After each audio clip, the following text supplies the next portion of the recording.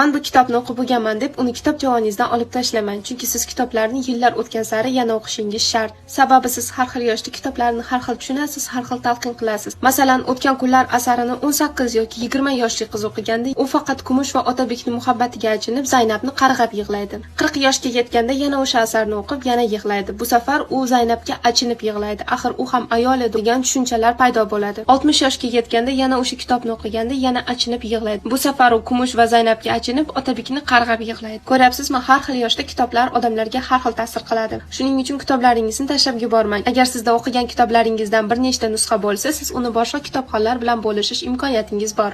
Mango ilovasi orqali siz ularni sotishingiz mumkin. Masalan, menda Don Kixot va Andisha va g'urur kitoblaridan ikkitadan nusxa bor va men ularni Mango ilovasida sotyapman. Bu ilovada nafaqat kitob, deyarli hamma narsani sotishingiz mumkin. Bu ilovani menga yoqqan tarafi shundaki, sizni telefon raqamingiz va telegramingiz hech kimga ko'rinmas ekan. Biron narsa e'lon bersangiz, faqat siz atrofingizdagi odamlarga ko'rinar ekan. Bu degani sizni yerni chekkasidan hech kim bezovta qilmaydi. Yana bitta plusi shundaki, e'lon berish mutlaqo tekin va e'lon berish jarayoni atigi 1 daqiqa vaqtingizni olar ekan.